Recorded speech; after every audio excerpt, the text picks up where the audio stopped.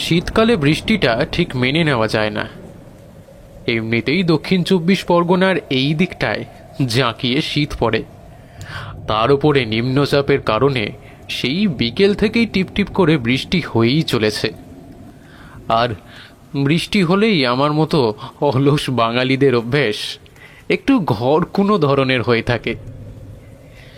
একটু বসে বসে তাস খেলা কিংবা চায়ের দোকানে আড্ডা দেওয়া, কিন্তু এখানে এসব আমি পাবো কোথায়? কাউকে তো তেমনভাবে চিনিই না। পৌষ সংক্রান্তির মেলা উপলক্ষে আমি গ্রামের এক বন্ধুর বাড়িতে এসেছি।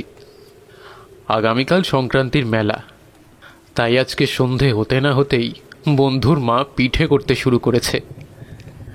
আর আমি ও বন্ধু দুজনেই ঘরে বসে বসে কেমন যেন বোর হয়ে যাচ্ছি। তাই আমি ওকে বললাম, চল না দুজনে বাইরে গিয়ে ওই দিকটা একটু বেরিয়ে আসি, খানিক পরেই চলে আসবো। আচ্ছা চল তাহলে ঘুরেই আসি বাইরে থেকে। আমি ভাবলাম তুই শহরের ছেলে, তোর যদি এই গ্রামের পরিবেশ ভালো না লাগে তাই আর কিছু বলিনি। যাবি যখন চল। টিপটিপানি বৃষ্টিটা থামতেই আমরা বাইরের দিকে বের হলাম। সবার বাড়ি থেকে চুং চাং শব্দ ভেসে আসছে। এই শব্দ পিঠে করার শব্দ। গরম কড়াইতে সরু চুকলি করার জন্য চালের গুঁড়োর ঘোলা দিলেই এই শব্দটা আসে। অফিসের কাজে ছুটি নিয়ে বন্ধুর সাথে তার বাড়িতে এসেছি। মাতলা নদীর ধারে অবস্থিত প্রত্যন্ত ডোঙাজোড়া গ্রামে। গ্রাম্য পরিবেশ দেখার ইচ্ছায় দুজনে সন্ধ্যার পরে একটু বাইরের দিকে ঘুরতে বের হলাম। খানিকটা হাঁটার পর দেখি একটা বড় বটগাছের তলায় একটা চপের দোকান। দেখে মনটা একটু শান্তি হলো। দুজনে এগিয়ে গেলাম সেই দিকে। হ্যাঁ দেখ দেখ, গ্রামের দিকের বটগাছ তলায় চায়ের দোকান, কত সুন্দর না? হ্যাঁ, দারুণ ব্যাপার। কথাটা বলার পরেই খেয়াল করলাম নদীর পাড়ের গঙ্গার জল থেকে ভেসে আসছে রাত ফড়িংয়ের তিরিং বিরিং চিৎকার। আবার কখনো কোনো ঝোপঝাড় থেকে ডেকে উঠছে শেয়াল। এইরকম মায়াবী সিনেম্যাটিক দৃশ্যপট আমি এতদিন টিভির পর্দায় কিংবা বড় বড় সাহিত্যিকদের রচনায় লক্ষ্য করেছি, কিন্তু আমি স্বয়ং সেই মায়াবী রচনায় সামিল হয়েছি এ কথা মেনে নিতে আমার একটু সময় লাগলো। এমন সময় মাথার ওপর থেকে কেমন একটা কালো পাখি বীভৎস চিৎকার করে ডাকতে ডাকতে উড়ে চলে গেল। অতঃপর আমরা দুজনে দোকানটার সামনে গিয়ে দাঁড়াতেই দোকানদার কেমন যেন কর্কশ কণ্ঠে বলে উঠল, আরে আয় আয় রতন আয়, এই শুনলাম কলকাতা থেকে নাকি তোর বন্ধু এসেছে। হ্যাঁ কাকা, আমার বন্ধু এসেছে, ওই যে ওর নাম আনন্দ, এই আনন্দ ঘোষাল। দোকানদার আবার বলল, আরে এসো বাবা এসো, হ্যাঁ আমাদের গ্রামে এইছো, একটু চা জল খাবার খাও। ওনার কথায় আমি কিছু একটা বলতে যাব, এমন সময় আবারও একজন ভদ্রলোক বলে উঠলেন, ও লবদা, আর শহর থেকে আমাদের আসলে নতুন লোক এসেছে গো, এই সুযোগে তুমি একখান ভালো দেখে গপ্প শোনাও দেখি। এই শীতের রেতে গরম গরম তেলে ভাজার সাথে গল্পটা বেশ জমে যাবে গো। সঙ্গে সঙ্গে নব নামের সেই ব্যক্তি বলে উঠল, গপ্প শুনবি তাহলে? বেশ কয়েকজন সমস্বরে বলে ওঠে, হ্যাঁ হ্যাঁ নবদা, গল্প শুনবো। নবদা নামের সেই ব্যক্তির দিকে তাকিয়ে দেখি উনি বেশ বয়স্ক, মাথার চুল কাঁচা পাকা, গলার আওয়াজ বেশ গম্ভীর। ইতিমধ্যে তিনি আবার গল্প বলতে শুরু করেছেন।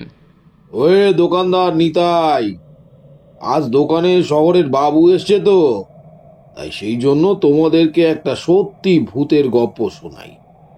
তবে তুমি তার আগে শহরের বাবুকে গরম গরম দুখানা চপ বেগুনি তুলে দাও তো দেখি। আরে না না, আমার আবার তেলের জিনিসটা খাওয়া বারণ আছে, তাই আমি কিছু খাবো না, এমনি ঠিক আছে। আপনি তার বরঞ্চ কি গল্প শোনাবেন বলছিলেন, সেটাই শোনান না, গল্প শুনতে তো বেশ লাগে। নববাবু আমার দিকে চেয়ে ভালো করে নিরীক্ষণ করে বললেন, আচ্ছা বেশ, তবে তুমি এক কাপ চা নাও। গরম চায়ে চুমুক দিতে দিতে গপ্প শোনা ভালো জমে। আমি আর না করতে পারলাম না, চা নিয়ে গরম চায়ে চুমুক দিতে শুরু করলাম। অবশেষে নববাবু গল্প বলতে শুরু করলেন। এ নবীন, চল ভাই, দুজনে আজ নদীতে মাছ ধরতে যাই। যাবি বলছিস যখন তাই চল। অমাবস্যার রাতে বেশ ভালোই মাছ পাওয়া যাবে, হ্যাঁ কি বলিস? হ্যাঁ হ্যাঁ, একদম একদম, বেশ হবে, নদীতে মাছ ধরতে যাব। বাটুল আর নবীন বাটুলদের ঘরে বসে বসে নিজেদের মধ্যে আলোচনা করছিল। এমন ধরনের হাবিজাবি কথায় বক বক করতে শুরু করেছে। পাড়ায় বাৎসরিক রক্ষাকালী পুজো হচ্ছে, সেই কারণে নবীন এসেছে বাটুলদের বাড়িতে। বাইরে আজকে আমাবস্যার কোটাল আছে, আজকে ভালোই মাছ হবে। চল তাড়াতাড়ি চল। বাইরের আকাশে এখন চাঁদের আলো একেবারে নিভে গেছে, চরাচর যেন অন্ধকারে ডুবে আছে। কারণ একেই অমাবস্যা যোগ, তার উপরে চাঁদের সাথে মেঘেদের গোপন আঁতাত শ্যামল বরণী চাঁদকে একবারে নূতন বউয়ের মতো তমসা শাড়ি দিয়ে ঢেকে রাখা সন্ধি, সঙ্গে ঝিঝি পোকা তিস্তিরি চিৎকার ও দূর থেকে ভেসে আসা আতশবাজির মধ্যমানের একটা শব্দ। মূলত অবিরাম ফেটে চলা বুড়িমা চকলেট, আকাশ আলো করে মাঝে মধ্যে ফেটে পড়া শেলের শব্দ। তারা দুজনে বেরিয়ে পড়ল। বাইরে তখন অন্ধকার। বেরিয়ে এসে বাটুল ও নবীন উঠোনে দক্ষিণ দিকে চেরার দরজাটা খুঁজে চলেছে। আর চারদিকে জ্যান্ত বুনো বেড়া বনতুলসীর গায়ে মোটা বাঁশ চারফালি করে বেতা দেওয়া। বেড়া বনতুলসীর পাঁচিল টপকানো তো দূরে থাক, দেখলেই ভয় হবে। এ অন্ধকার ঘরের দরজা থেকে বেরিয়ে বেড়া তুলসীর চক্রবুহে পথ হারিয়েছে দুইজনে। আর বারবার নবীন বাটুলকে ডাকছে, ভাই বাটুল, একটু লণ্ঠনটা নিয়ে ঘর থেকে বাইরে আয় তো ভাই। উঠোন থেকে বাইরে বেরোবার এই চেরার তৈরি দরজাটা তো খুঁজেই পাচ্ছি না। আলোটা নিয়ে আয় তো, আলোটা নিয়ে আয় রে, নিয়ে আয় নিয়ে আয়। বাড়ির উঠোন ছেড়ে রাস্তায় বেরোনোর পথ খুঁজতে খুঁজতে চারিদিকে অন্ধের মতো বেড়া বনতুলসীর পাঁচিল ধরে দুবার, তিনবার, চারবার খুঁজে দেখা হয়ে গেছে। তবুও সেই চেরার তৈরি দরজাটা এখনো দুজনের কারো হাতেই ঠেকেনি। এমন সময় বেড়ায় হাত বোলাতে বোলাতে বাটুলের হাতে ঠেকলো আরো একটি নরম হাত, বরফের মতো ঠান্ডা সেই হাত। বাটুল হাতটাকে চেপে ধরে বলল, কিরে, তোর হাতটা এমন নরম ও ঠান্ডা হয়ে গেল কি করে? এমন সময় উঠোনের অন্য প্রান্ত থেকে নবীন বলে উঠল, তুই কি পাগল হলি নাকি? আমি তোর থেকে অন্তত 20 হাত দূরে দাঁড়িয়ে আছি, আর তুই কিনা আমার হাত ধরেছিস, হ্যাঁ? কথাটা শোনা মাত্র বাটুলের মাথায় যেন রক্ত চড়ে উঠল। সে মনে মনে ভাবল, আমি তবে শক্ত করে কারা ধরে আছি। সত্যি তো, এই অন্ধকার উঠোনে দুজন ছাড়া আর তো কেউ নেই। তবে বাটুল নবীন ছাড়া এই আধারে অন্ধের মতো অন্য কার হাতটা চেপে ধরল? হয় বিস্ময়ে দরদর করে ঘাম বেরিয়ে এলো বাটুলের চোখে, মুখে, কপালে। সে কৌতূহল বশত ডান হাত দিয়ে চেপে ধরা হাতটাকে না ছেড়ে সেই হাতের উপরে নিজের বাম হাতটা রেখে ক্রমশ শীতল স্পর্শে হাত বোলাতে বোলাতে উপরের দিকে উঠেছে কিছুটা। তারপর সে অনুভব করলো যে হাতের বাহু ভাগ শেষ করে হাত ছোঁয়ালো মুখ। এই ভাবতে ভাবতে বাটুলের হাতটা এগিয়ে গেল মুখের দিকে। তখন যেন সেই শরীরটা একটু কেঁপে উঠল, কিন্তু বিশেষ কিছু প্রতিবাদ বা প্রতিরোধ করে ওঠেনি। অকস্মাৎ মুখের কাছে হাত নিয়ে যেতেই বাটুল অনুভব করলো তার সামনে আলকাতরার মতো নিখুঁত কালো অন্ধকারে ঘাম মিশিয়ে যে ব্যক্তি দাঁড়িয়ে আছে সে পুরুষ নয়, একজন বালিকা। চিৎকার করে উঠে নবীনকে সে বিষয়টা বলতে যাবে, কিন্তু হঠাৎ কোনো এক অপার্থিব শক্তি বলে বাটুল মুখ ফুটে কিছু বলতে পারল না। এমন সময় নবীন বলে উঠল, ভাই চলে আয়, বাইরে বেরোবার পথ পেয়ে গেছি। উঠোনে দক্ষিণ দিকে আস্ত একটা চিরার দরজা খুঁজে পেতেও তাদের বেগ পেতে হচ্ছে। হঠাৎ নবীনের চিৎকারে বাটুল ভাবলো চেরার তৈরি সেই দরজাটা নবীন বোধহয় খুঁজে পেয়েছে, তাই তার দিকে এগিয়ে গেল। কিন্তু তার দিকে এগিয়ে গিয়ে দেখলো এতক্ষণ নবীন বেড়া তুলসীর পাঁচিল খানিকটা ফাঁক করে ফেলেছে। কোনো রকমে ওইখান থেকে মাথা গুলিয়ে বের হওয়া যাবে। এমন সময় নবীন বলল, একবার কষ্টে সৃষ্টে বের হতে পারলেই যতই অন্ধকার থাকুক না কেন, ঠাকুরতলার পাশ দিয়ে আমরা নদীর ধারে ঠিক পৌঁছে যাব। বাটুল তার কথায় কিছু বলতে পারল না, কারণ একটু আগেই তার সাথে যা ঘটেছে তার রেস তো এত সহজে কেটে যাওয়ার নয়। অতঃপর নবীন কোন রকমে সেই ফাঁক থেকে গলে বাইরে বেরিয়েছে। এবার বাটুলের পালা। এতক্ষণে বাটুলও সেই ফাঁক থেকে হাত দুটো এবং মুন্ডুটা গলিয়ে দিয়ে বলল, ধর ভাই, আমার হাত দুটো ধর। এমন সময় হঠাৎ পিঠের উপর থেকে জামাটা সরে গিয়ে বাঁশের বাতায় ঘষতে গিয়ে বাটুলের কোমরের কাছে অনেকটা অংশ জুড়ে শরীরের চামড়া ছিলে গেল। বাটুল চিৎকার করে উঠল। সে খুব ভালো করে বুঝতে পারছে সেই ঘষতে যাওয়া জায়গা থেকে গল গল করে রক্ত বেরিয়ে আসছে। কোন রকমে বেড়া টপকে বাইরে বেরিয়ে এসে রাস্তার উপর সে বসে পড়ে। তারপর নবীনকে সবটা বলতে যাবে, কিন্তু সে কথা বলার আগে বাটুল অনুভব করলো তার সেই ছিলে যাওয়া ক্ষতস্থানে কেউ মুখ বসিয়ে লালায়িত জিভ দিয়ে চেটে নিচ্ছে সেই রক্ত এবং বিনিময়ে ফিরিয়ে দিচ্ছে তীব্র শীতল একটা আরাম। এই ঘোর অন্ধকারের মধ্যে হঠাৎ নবীন বাটুলের গায়ে হাত দিয়ে বলল, এক্ষুনি তুই যে আ করে চিল্লি উঠলি, এ কি হয়েছে? এই পিঠের চালে কি কেটে কুটে গেল নাকি? হ্যাঁ রে, বোধহয় কেটে গেছে। এমন সময় বাটুল খেয়াল করলো সেই লালায়িত জিভটা রক্ত চাটা বন্ধ করে দিয়েছে। এমন সময় নবীন বলল, দেখি পিঠে কি হয়েছে দেখি।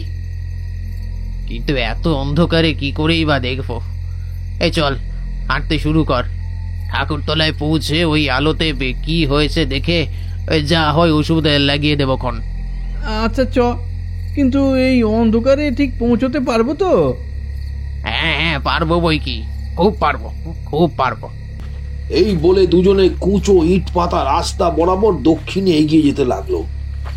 এত অন্ধকারে কেউ কাউকে দেখতে পাচ্ছে না, এমনকি নিজেদেরকেও না। অতঃপর জেলে পাড়া ঠাকুরতলায় এসে নবীন জেলে নিজেদের বাড়ি থেকে বড় খ্যাপলা জালটা সঙ্গে নিয়ে এগিয়ে চললো নদীর পাড়ে। দুজনে নদীর পাড়ে গিয়ে নবীন তার ছোট ডিঙি নৌকোটা নোঙর তুলে নদীতে নেমে পড়ল। নদীর কুলকুল জলধ্বনি তাদের মনে শিহরণ তৈরি করেছিল।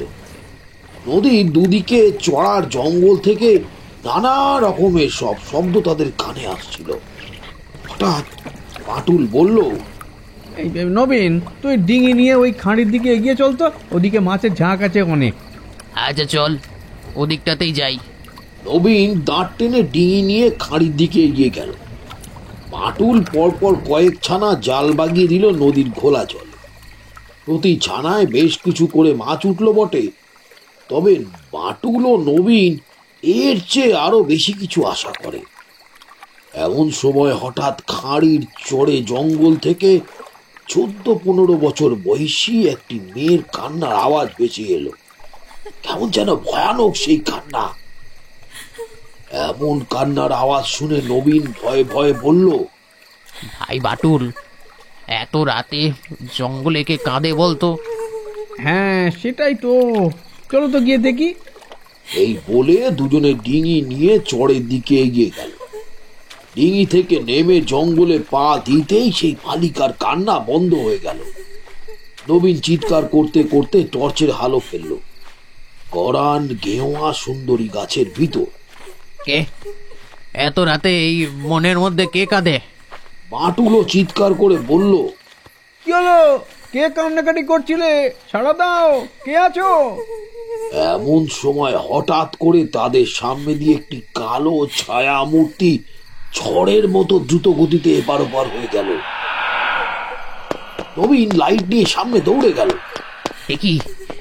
এ কে রে? কে ওখানে? ঠিক এই মুহূর্তে পিছন থেকে বাঁটুলের আর্তনাদ শুনতে পেল নবীন। পিছনে তাকিয়ে দেখলো বাঁটুল সেখানে নেই। তাকে কেউ যেন দুটো পা ধরে টেনে হিচড়ে জঙ্গলের মধ্যে নিয়ে যাচ্ছে। ধীরে ধীরে ম্লান হয়ে আসছে তার আর্ত চিৎকার। বাঁচাও, বাঁচাও, বাঁচাও! এমন ঘটনার পর ভয়ে নবীন ঠক ঠক করে কাঁপতে কাঁপতে জঙ্গল ভেঙে ডিঙির কাছে ফিরে আসছিল। হে মা বনবিবি, রক্ষে করো মাগো, রক্ষে করো, আমাকে রক্ষে করো মা। নবীন ভয়ে ভয়ে ডিঙির কাছ থেকে এসে দেখে ডিঙির উপর বাঁটুল বসে আছে। তাকে দেখে হতবাক হয়ে নবীন বলে, কিরে, এই মাত্র তোর মরণ চিৎকার শুনলাম, আর তুই এখানে ডিঙ্গির ওপরে বসে আছিস? বাঁটুল কেমন যেন গম্ভীরভাবে উত্তর দিয়ে বলল, তোকে নিয়ে যেতে এসেছি। আমি যেখানে যাই তোকে তো সঙ্গে নিয়ে যাই বন্ধু, তাই আজও তোকে নিতে এসেছি। কথাটা বলে বীভৎস হাসতে হাসতে ডিঙি থেকে এক লাফ দিয়ে বাঁটুল চড়ায় এসে নামলো। তারপর শক্ত করে নবীনের একটা হাত চেপে ধরে টানতে টানতে তাকে জঙ্গলের মাঝখানে নিয়ে চলে গেল। ছেড়ে দে বাটুল, বাটুল রে, আমায় ছেড়ে দে, আমাকে আমাকে নিয়ে যাসনি রে বাটুল, ছেড়ে দে আমায়, বাটুল রে, ছেড়ে দে। কিন্তু কে শোনে কার কথা?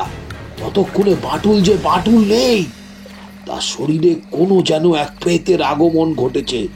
সে ঘনা গলায় চিৎকার করে বলল, কে আমাদের অপেক্ষায় বসে আছে? আজ আমাদেরকে যেতেই হবে। তারপর বাঁটুল নবীনকে টেনে ঝিঁচড়ে জঙ্গলের মধ্যে নিয়ে গেল। পরের দিন নবীন ও বাঁটুলের আধ খাওয়া মৃতদেহ নদীর পাড়ে জঙ্গল থেকে খুঁজে পাওয়া গেল। গ্রামের মানুষেরা সেই আধ খাওয়া মৃতদেহ দেখে স্পষ্ট বুঝেছিল এ কাজ কোনো জন্তু জানোয়ারের নয়, এ কাজ কোনো এক অপশক্তির। কিন্তু ওই কান্নাটা কার? ওই মেয়েটাই বা কে? মেয়েটা হলো সুমতি। ওর পরিবার বলতে ছিল ও আর ওর বাবা বিমল মাঝি। বিমল মাঝি ধার দেনা ছিল অনেক লোকের কাছে। একদিন রাতে সুমতির বাবা মাছ ধরতে যায় ওই নদীতে। গ্রামের কিছু লোক, অর্থাৎ যাদের কাছে বিমল ধার নিয়েছিল, তারা নেশা করে এসে তাকে জোর করতে থাকে টাকা ফেরত দেওয়ার জন্য। আর সেই সময় ধাক্কা ধাক্কিতে নদীতে পা পিছলে পড়ে যায় বিমল মাঝি। তার পরের দিন সকালে নদীর পাড়ে ভেসে ওঠে তার মৃতদেহ। সেখানে গ্রামের সকলে এখন এলেও আসেনি তপন আর মনোহর, যাদের থেকে বিমল ধার নিয়েছিল। আর তার থেকেই গ্রামের লোকের সন্দেহ এটা হয়তো তাদেরই কাজ। আর ঠিক তারপরে এই খবর শুনে আত্মহত্যা করে সুমতি, এবং তার কিছুদিন পর থেকেই ওই নদীর পাড়ে ওই মেয়ের কান্নার আওয়াজ ভেসে আসে। গ্রামের অনেকেই তো তার আবছা ছায়ামূর্তি দেখেছে, কিন্তু সে অপেক্ষা করছিল আর বাবার মৃত্যুর প্রতিশোধের।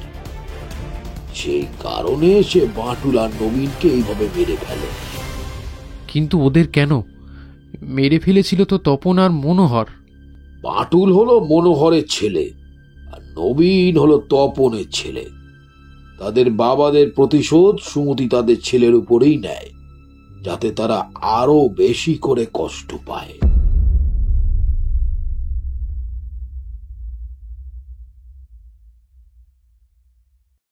আজকের ভৌতিক গল্প এখানেই শেষ। গল্পটি ভালো লেগে থাকলে লাইক দিন এবং কমেন্টে জানিয়ে দিন আপনাদের মতামত। আর চ্যানেলটিকে সাবস্ক্রাইব করতে ভুলবেন না কিন্তু। আমাদের সঙ্গে থাকুন আরও রহস্যময় ও ভয়ের গল্প শোনার জন্য। ধন্যবাদ।